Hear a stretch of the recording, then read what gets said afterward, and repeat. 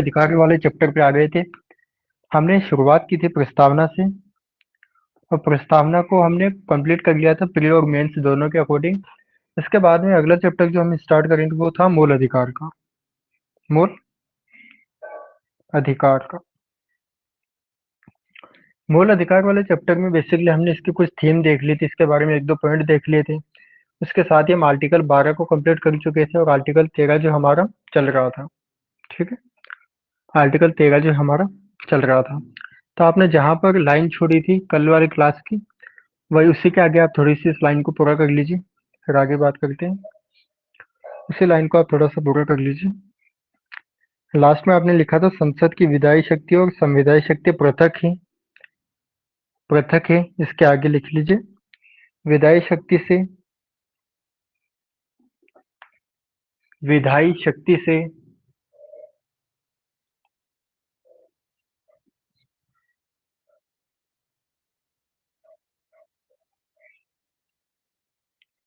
विधायी शक्ति से मूल अधिकार छीने नहीं जा सकते।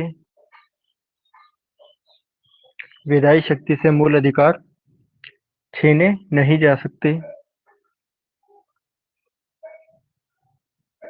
छीने नहीं जा सकते। लेकिन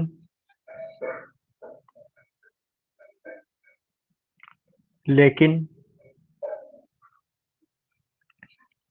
लेकिन संविधायी शक्ति से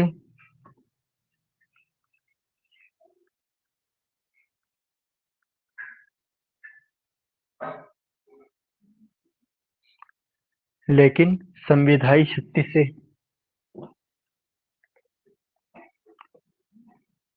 संविधायी शक्ति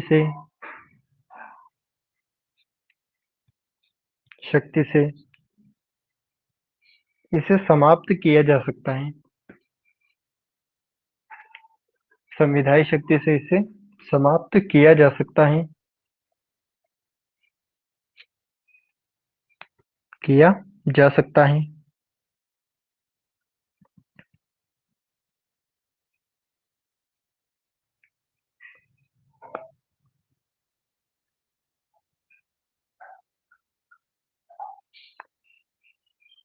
किया जा सकता है। पूर्ण विराम लगाइए। अगला पॉइंट आप लिखिए इसमें। देखिए इसलिए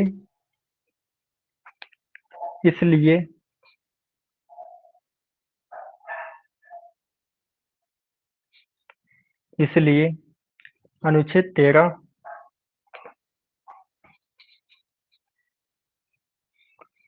अनुच्छेद 13 के खंड 2 में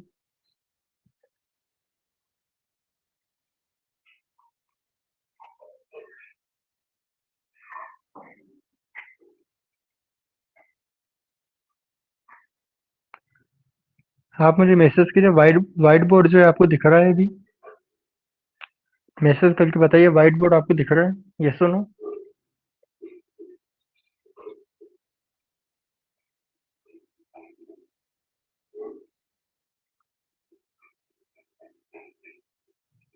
ओके,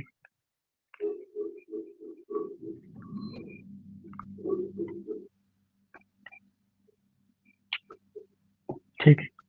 क्या लिखा आपने लास्ट में? अनुच्छेद 13 के खंड 2 में उल्लिखित विधि उल्लिखित विधि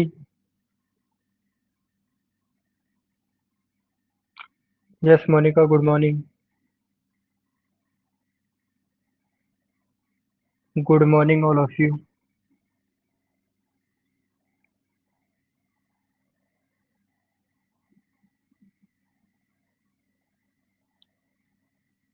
उल्लिखित विधि का अभिप्राय उल्लिखित विधि का अभिप्राय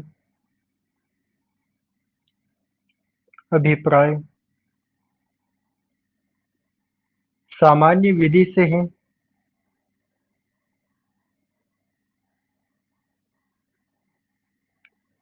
सामान्य विधि से है।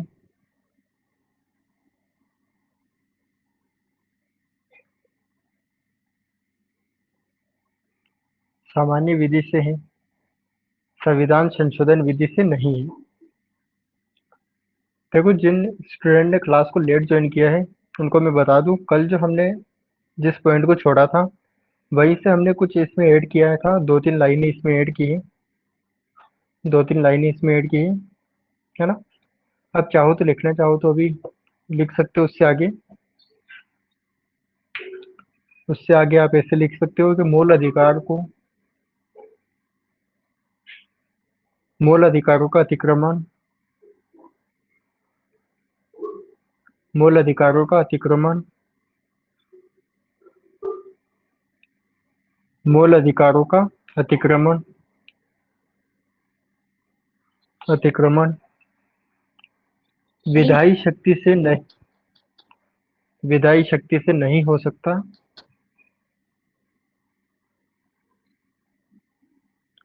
मूल अधिकारों का अतिक्रमण विधायी शक्ति से नहीं हो सकता, विधायी शक्ति से नहीं हो सकता। इसे इसे संविधायी शक्ति द्वारा, इसे संविधायी शक्ति द्वारा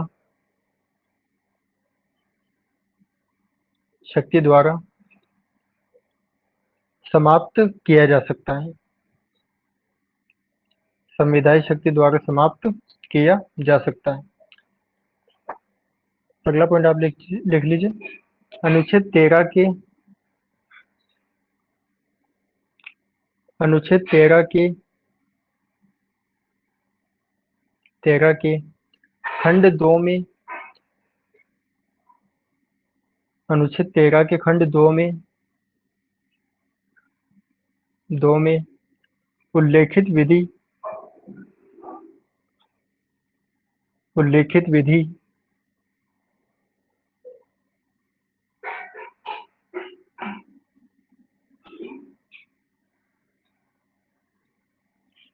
उल्लेखित विधि का अभिप्राय, उल्लेखित विधि का अभिप्राय सामान्य विधि से है, सामान्य विधि से है, सामान्य विधि से है, संविधान संशोधन विधि नहीं है, संविधान संशोधन विधि नहीं है।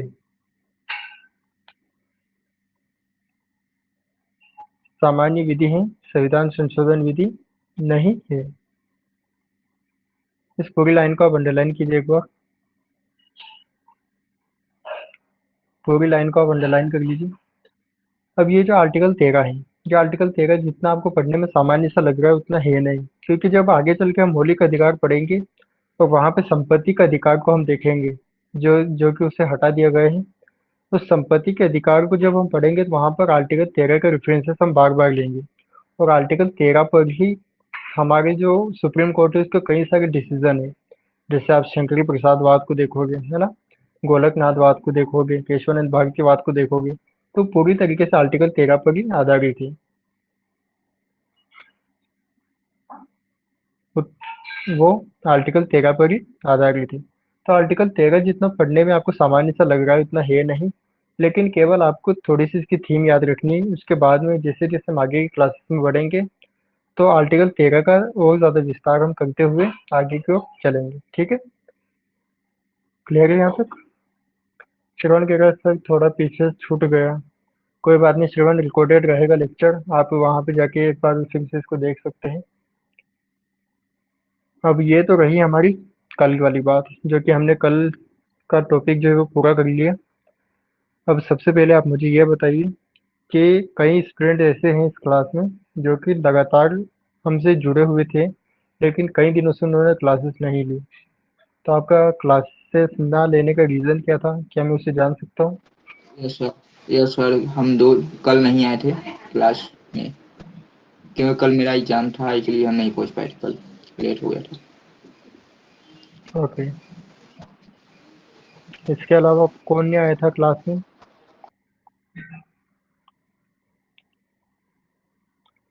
देखो, सिंपल सा फॉर्मेट है। यूपीएससी निकालना कोई आपको मजाक का काम नहीं है ना।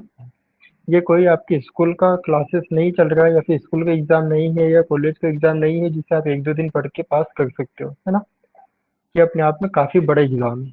और इतने बड़े एग्जाम को क्वालिफाई करने के लिए डिसिप्लिन जो है वो काफी ज्यादा महत्वपूर्ण होना चाहिए। डिसिप्लिन के अंतर्गत आपको क्या करना है, हर रोज क्लास ज्वाइन करनी है। जो पढ़ लिया है उसको रिवाइज करना है, उस पर टेस्ट लगाने हैं, ये आपका मुख्य तौर पे काम होना चाहिए।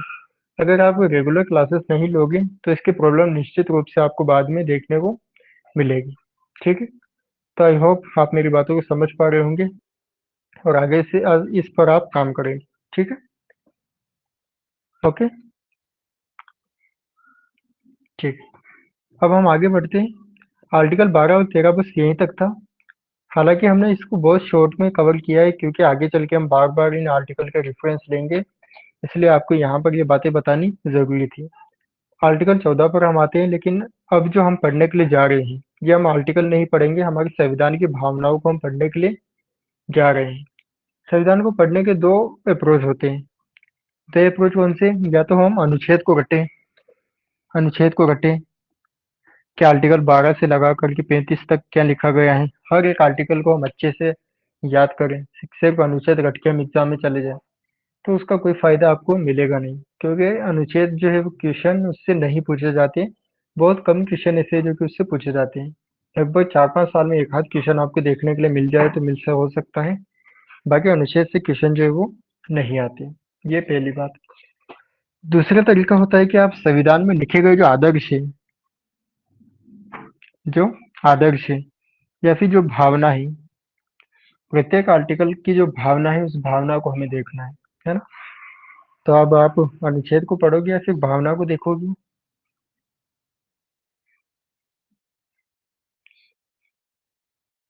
मैसेज कीजिए जल्दी से जल्दी। भावना को देखो। भावना को देखोगे, है ना। आदर्शों को देखोगे, उसकी भावना को देखोगे। तो उस पर हम थोड़ी सी बात करेंगे, जो कि हमारा आर्टिकल 14 से स्टार्ट होता है।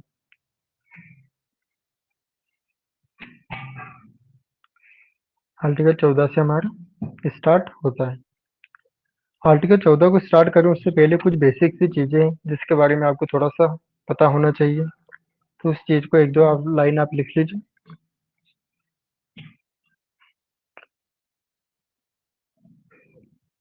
ये पैराग्राफ चेंज कर लीजिए, अगली लाइन से लिखिए आप।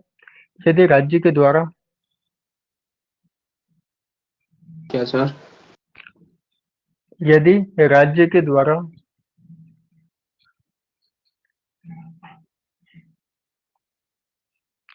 यदि राज्य के द्वारा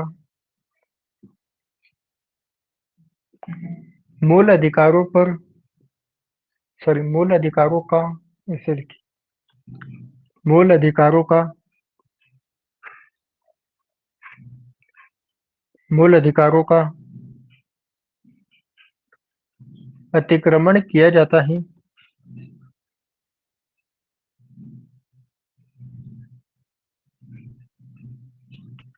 मूल अधिकारों का अतिक्रमण किया जाता है,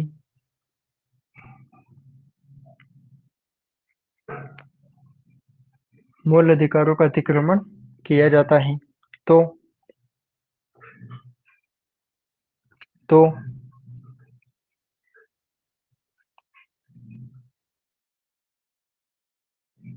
तो व्यक्ति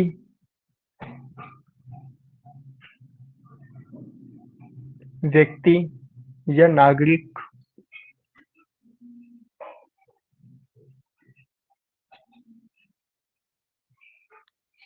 व्यक्ति या नागरिक के लिए, व्यक्ति या नागरिक के लिए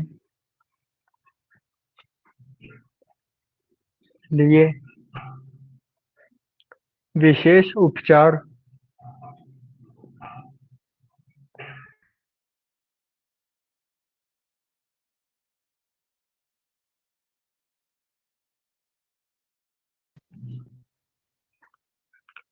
उपचार भी प्रदान किए गए हैं। विशेष भी प्रदान किए गए हैं। किए गए हैं। पूर्ण विराम लगाओ। अंतर्गत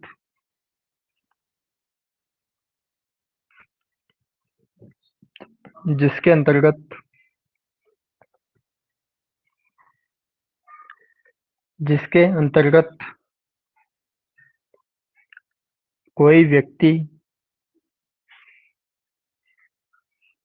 कोई व्यक्ति व्यक्ति या नागरिक जिसके अंतर्गत कोई व्यक्ति या नागरिक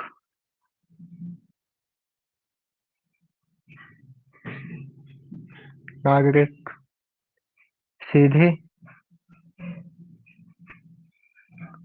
सीधे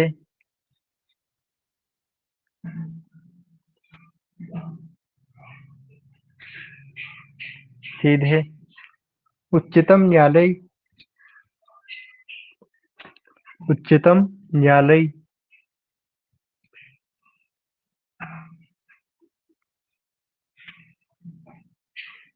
उच्चतम न्यायालय में प्रवेश कर सकता है। उच्चतम न्यायालय में प्रवेश कर सकता है।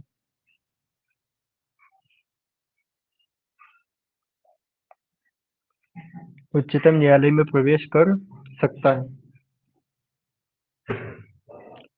पूर्णविराम लगाओ। ब्रैकेट में आप अनुच्छेद 32 लिख दो। ये बात जो है वो अनुच्छेद 32 में लिखी गई है कि अगर आपके मौलिक अधिकारों का हनन होता है तो आप मौलिक अधिकारों की रक्षा के लिए उच्चतम न्यायालय में जा सकते हो। यह बात किसमें लिखी गई है? अनुच्छेद 32 में। आगे चल के हमें अनुच्छेद 32 को पूरी डिटेल से पढ़ना है। केवल यहाँ पे हम एक रेफरेंस ले रहे हैं, इसलिए इसको हमने यहीं पर यूज कर लिया। अगला पॉइंट आप लिखिए इसी में। अगला पॉइंट आप लिखिए। वर्ष 1973 1973 वर्ष 1973 73 के बाद वर्ष 1973 के बाद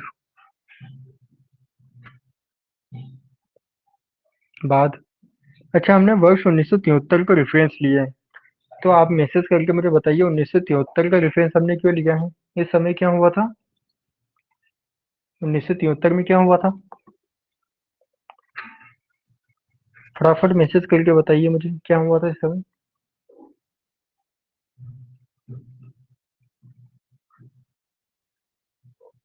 यस, कोमल ने बिल्कुल सही बताया है। इसके अलावा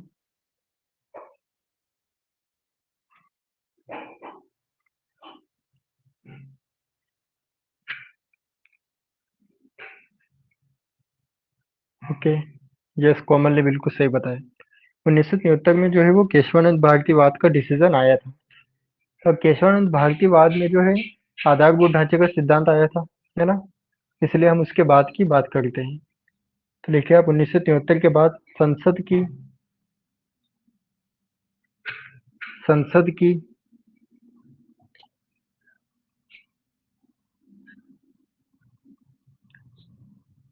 संसद की संविधान संशोधन की शक्ति संसद की संविधान संशोधन की शक्ति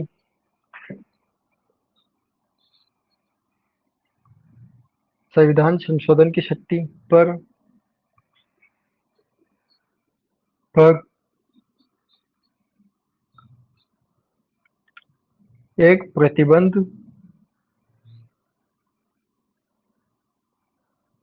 एक प्रतिबंध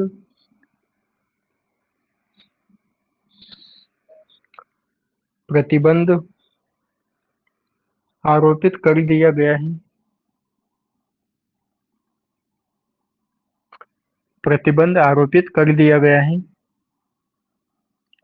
जिसके अनुसार जिसके अनुसार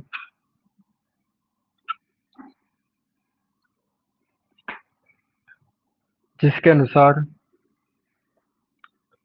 संसद जिसके अनुसार संसद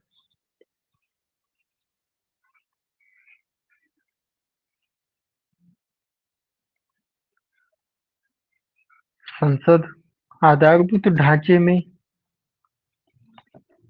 संसद आधारभूत ढांचे में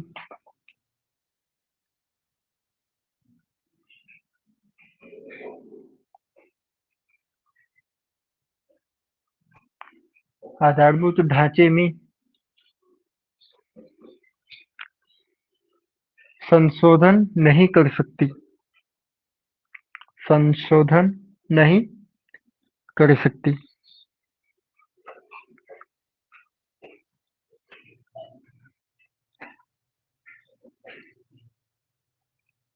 आधारभूत ढांचे में संशोधन नहीं कर सकती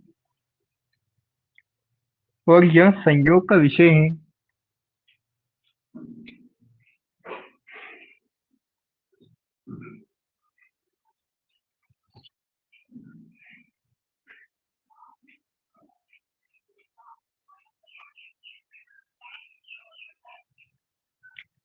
यह संयोग का विषय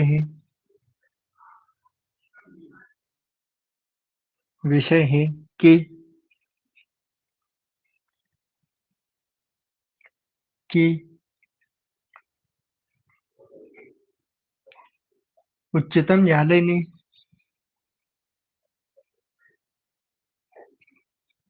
उच्चतम न्यायालय ने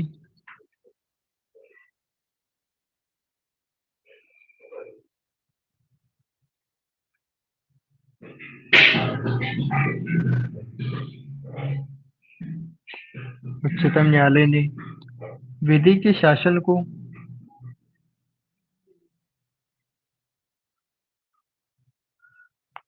उच्चतम न्यायालय ने विधि के शासन को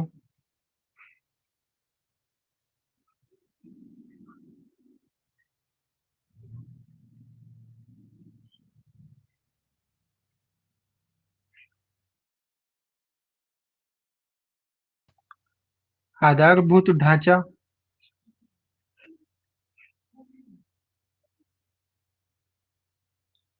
आधारभूत ढांचा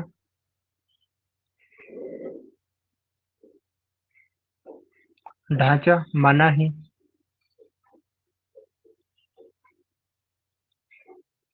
आधारभूत ढांचा माना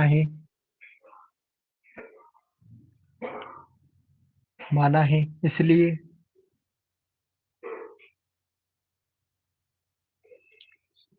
इसलिए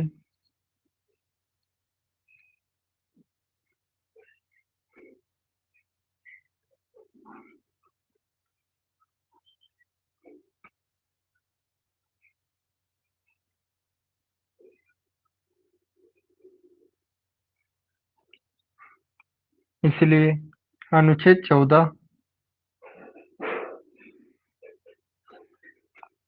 इसलिए अनुच्छेद 14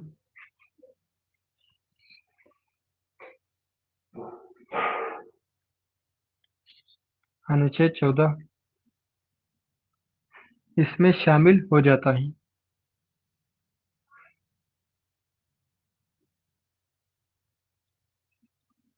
अनुच्छेद 14 इसमें शामिल हो जाता है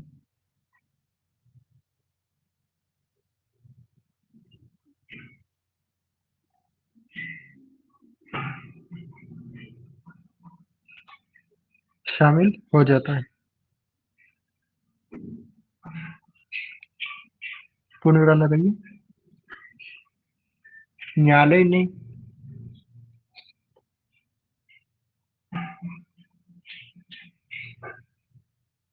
न्यायालय ने लोकतांत्रिक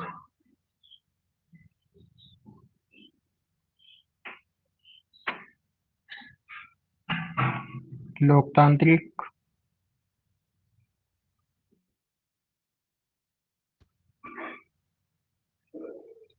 लोकतांत्रिक गणतांत्रिक लोकतांत्रिक गणतांत्रिक शासन को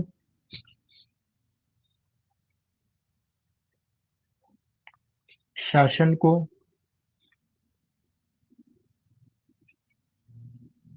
शासन को आधारभूत ढांचा कहा है? आधारभूत ढांचा कहा है?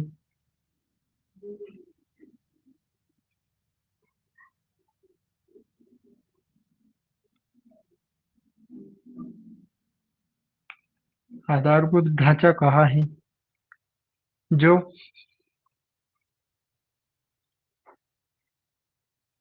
जो अनुच्छेद 21 सॉरी अनुच्छेद 19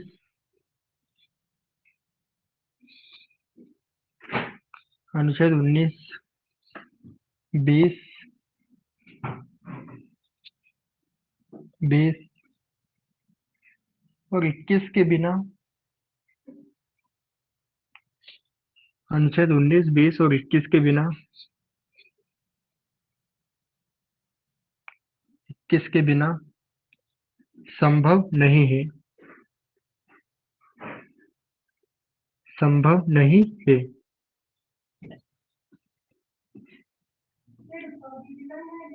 संभव नहीं है। पूर्ण विराम लगाइए। पैरा चेंज कीजिए। पैराग्राफ चेंज कीजिए। अगली लाइन से लिखिए आप पंथ निरपेक्ष पंथ निरपेक्ष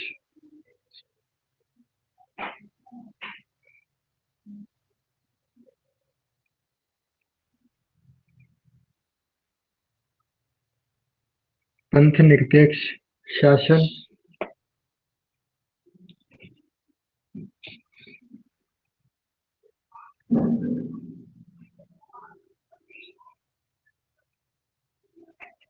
पंथ निरपेक्ष शासन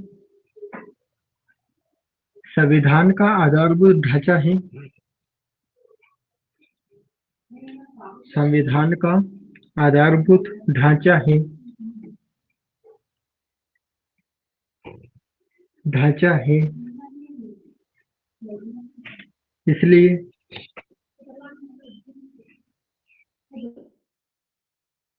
इसलिए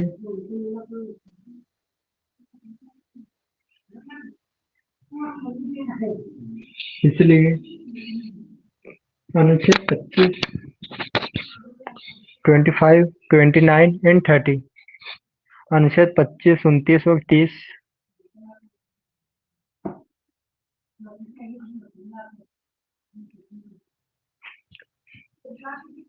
अनुच्छेद 25 29 और 30 स्वाभाविक रूप से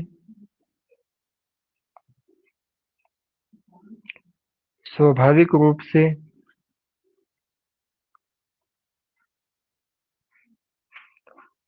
स्वाभाविक रूप से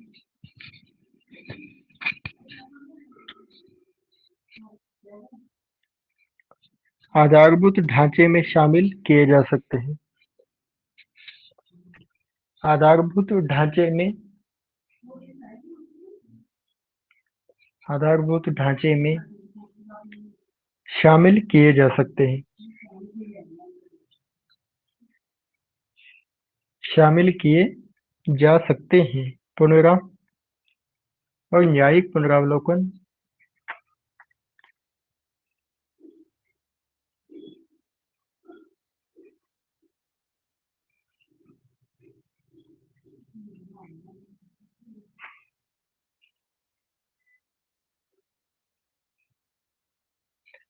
न्यायिक पुनरावलोकन न्यायिक पुनरावलोकन भी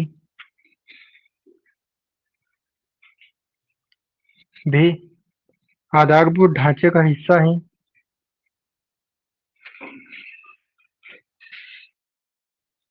आधारभूत ढांचे का हिस्सा है। हिस्सा है। इसलिए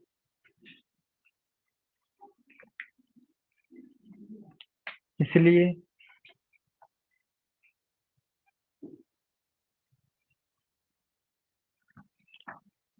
इसलिए अनुच्छेद 32 को अनुच्छेद 32 को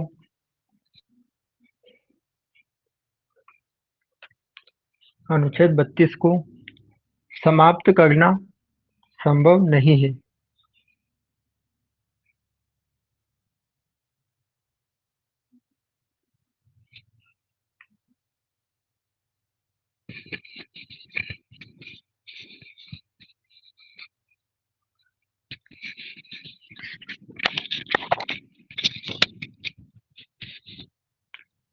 अनुच्छेद 32 को समाप्त करना संभव नहीं है। नहीं है। पूर्णविराम। पूर्णविराम। ठीक है, क्लियर है यहाँ तक? आगे बढ़े। ओके,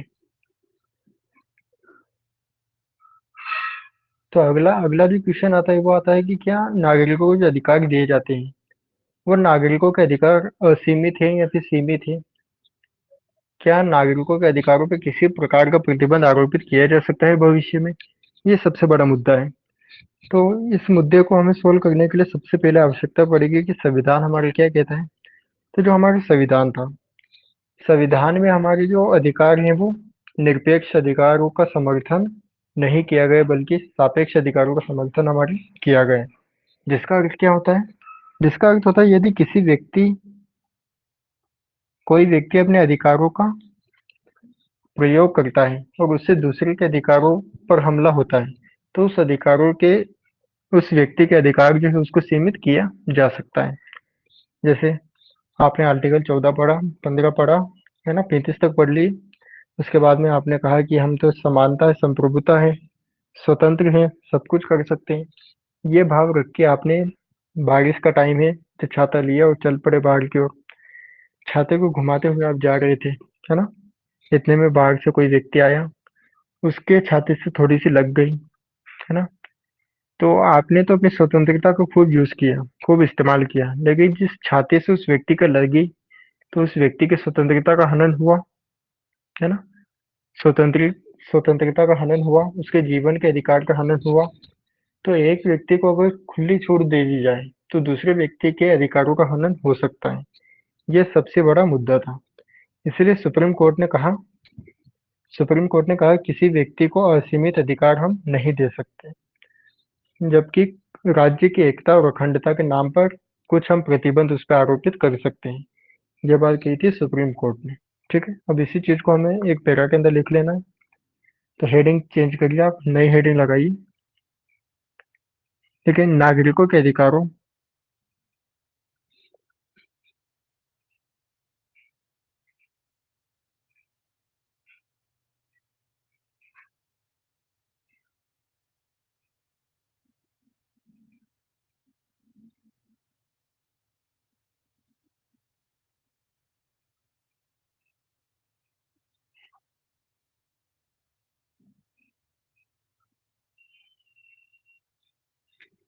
नागरिकों के अधिकारों और राष्ट्र की एकता।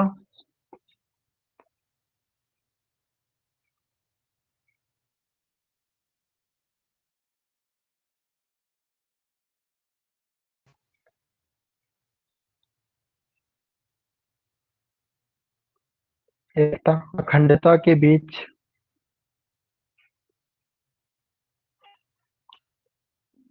के बीच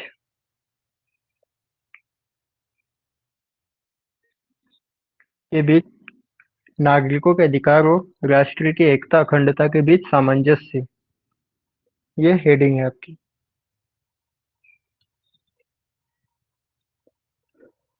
सामंजस्य।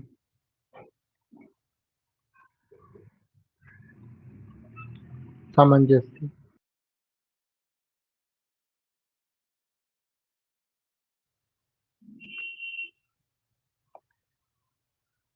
तो इसमें सबसे पहला बिंदु हम क्या लिखेंगे? तो लिखिए आप पहला पॉइंट। ठीक है, अमेरिकी संविधान निर्माताओं ने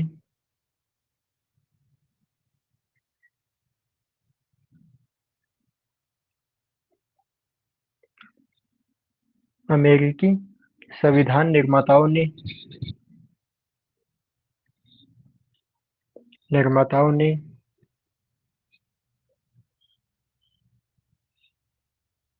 ने निरपेक्ष अधिकारों का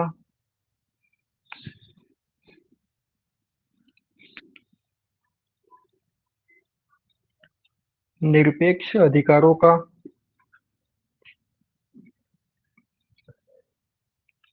अधिकारों का समर्थन किया,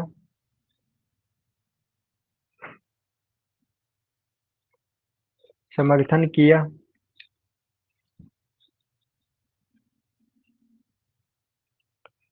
क्योंकि क्योंकि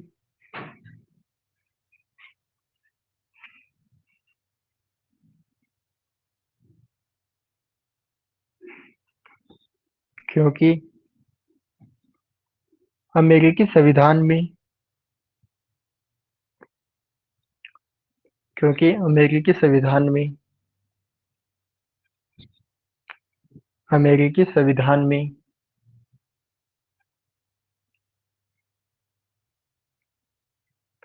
अमेरिकी संविधान निर्माताओं ने निरपेक्ष अधिकारों का समर्थन किया, क्योंकि अमेरिकी संविधान में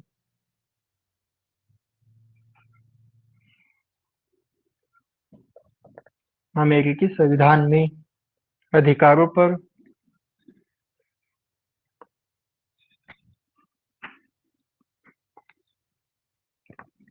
अधिकारों पर अधिकारों पर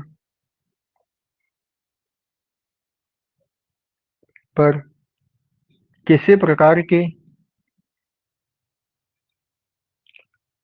किसी प्रकार के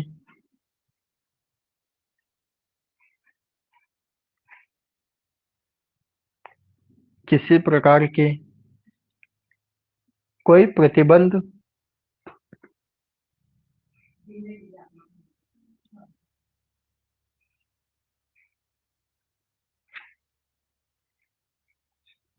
कोई प्रतिबंध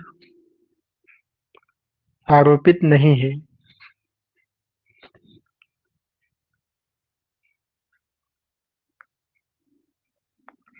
कोई प्रतिबंध आरोपित नहीं है,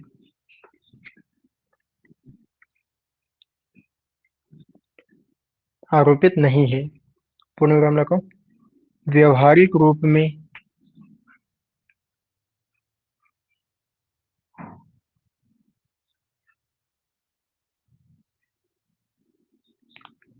व्यवहारिक रूप में व्यवहारिक रूप में अमेरिका में भी अमेरिका में भी अमेरिका में भी पुलिस के द्वारा पुलिस के द्वारा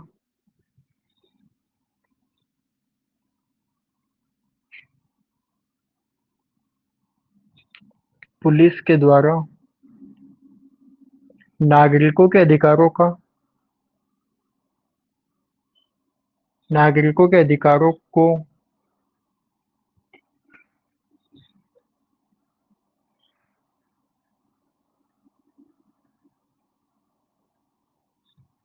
नागरिकों के अधिकारों को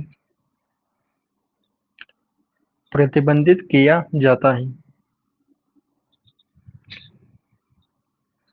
अधिकारों को प्रतिबंधित किया जाता है।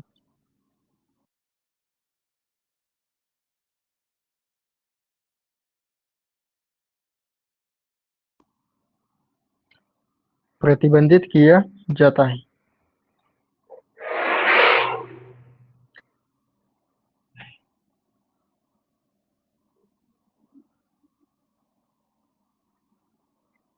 ठीक है, तो एक तो क्या हो गया कि अगर राज्य की एकता और अखंडता के नाम पर हम मौलिक अधिकारों को सीमित कर सकते हैं। दूसरा आता है कि भाग 4 जो है हमारे संविधान का भाग 4, जिसमें कि डीपीएसपी दिए गए हैं, यानी कि राज्य के नीति निर्देशक तत्व दिए गए हैं।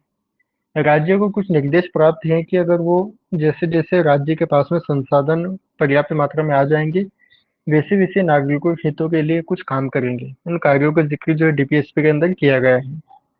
अब राज्य अगर कोई डीपीएसपी को लागू करता है, कोई डीपीएसपी को लागू करता है, और यदि डीपीएसपी और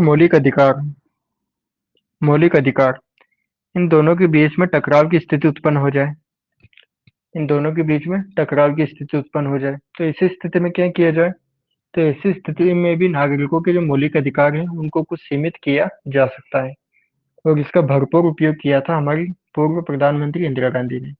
इंदिरा गांधी ने मौलिक अधिकारों का लगातार हनन किया था। ठीक है, तो इसी पॉइंट को भी आप लिख लीजिए साइड में। ठीक है, संविधान के भाग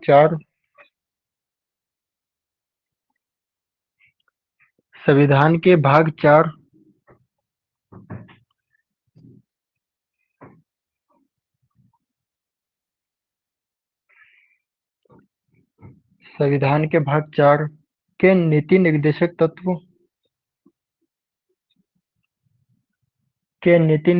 तत्वों में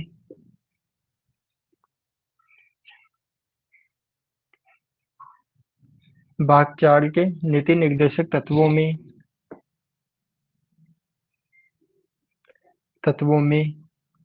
भारत भारत में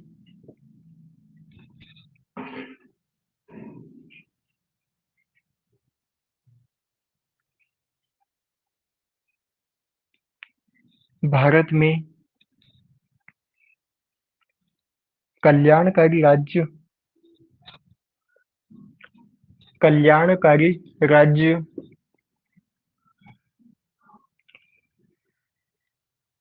कल्याणकारी राज्य के विचार को कल्याणकारी राज्य के विचार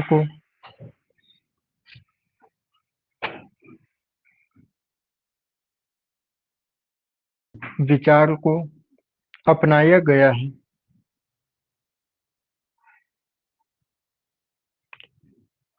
अपनाया गया है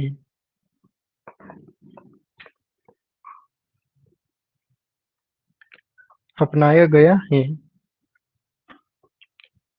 और यदि राज्य और यदि राज्य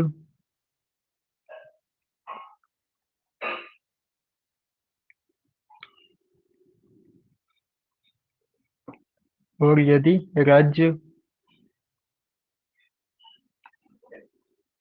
राज्य के द्वारा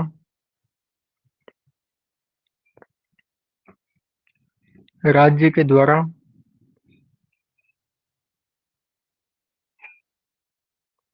द्वारा आरक्षण आरक्षण को हमें डिटेल से पढ़ना है आगे। यहाँ पे केवल हम शब्दों को यूज करें। आरक्षण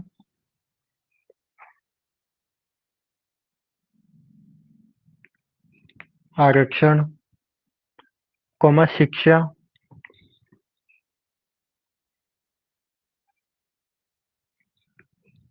शिक्षा कॉमा स्वास्थ्य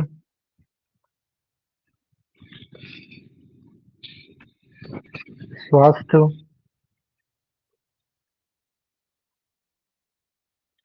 स्वास्थ्य प्रदान किया जाता है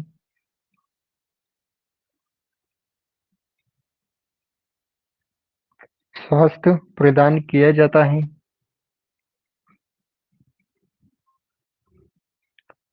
किया जाता है तो तो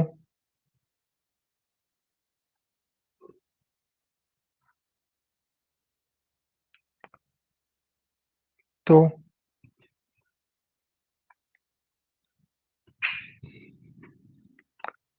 अन्य व्यक्तियों के तो अन्य व्यक्तियों के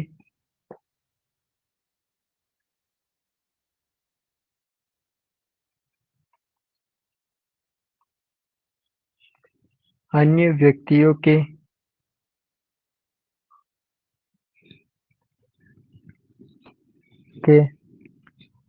अधिकारों पर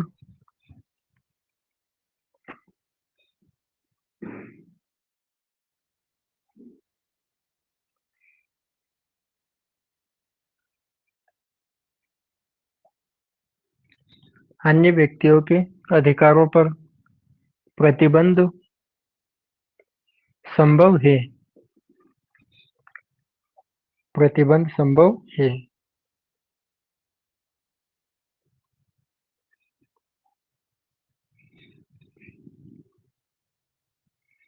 प्रतिबंध संभव है।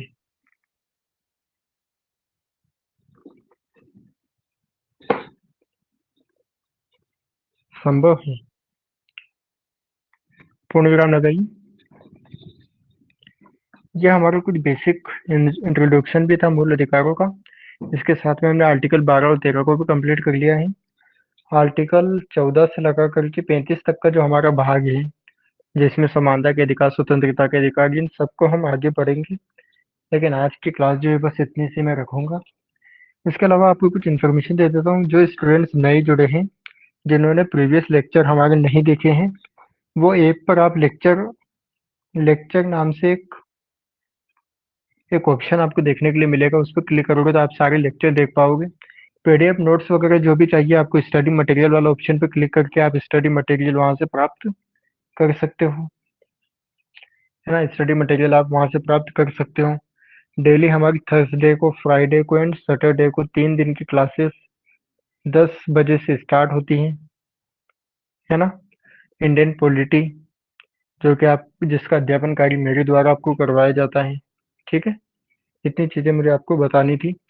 इसके अलावा जिन जिन स्टूडेंट ने अभी तक रिवाइज नहीं किया, वो सारे के सारे रिवाइज कर डालिएगा, क्योंकि जैसे जैसे आप आगे बढ़ेंगे पीछे की बहुत सारी चीजें जो है वो छूटती हुई जाएगी। इसलिए अगर आप साथ के साथ में रिवाइज करते हुए जाएंगे तो काफी ज्यादा आपको बेनिफिट मिलेगा उसका। ओके। इसके अलावा एक लास्ट चीज जो मैं आपसे पूछना चाहता हूँ, कल की क्लास हमारी क्वेश्चन आंसर पे रख लें, जितना अभी तक आप लोगों ने पढ़ा उस पे। ये सुनो। जी सर। जी यस सर। है ना। कितने स्टूडेंट्स की हाँ है, मुझे मैसेज कीजिए जल्दी से जल्दी। सिर्फ ओनली सर मैसेज। आपसे एक क्वेश्चन करना था। यस बोलिए। सर जैसे कि अपना एक इच्छा मृत्यु का जैसे पुराने समय में एक इच्छा मृत्यु का वरदान मांगा रहता है, वैसे सर ऐसा कौन सा आर्टिकल है सर जिसमें हम इच्छा मृत्यु का वो अपना मांग सकते हैं? अच्छा, मेरे तो अपना मांग सकते हैं, काफी बेस्ट क्वेश्चन है, हाँ। लेकिन ना अभी अभी उस आर्टिकल तक हम पहुंचे नहीं हैं। लेकिन फिर भी आपकी जिज्ञासा है तो मैं बता देता हूँ। आर्टिकल 21 जो है वो इस संदर्भ में बात कहता है, ठीक है। Okay sir, thank you sir. ठीक। तो टेस्ट के लिए तैयार हो आप सभी। कल टेस्ट रख ले आपका। Okay sir. तो कल आप प्रस्तावना को पढ़िएगा। जितने सारे क्वेश्चन है वो सारे के सारे आपको प्रस्तावना से मिलेंगे, ठीक है। Okay, thank you.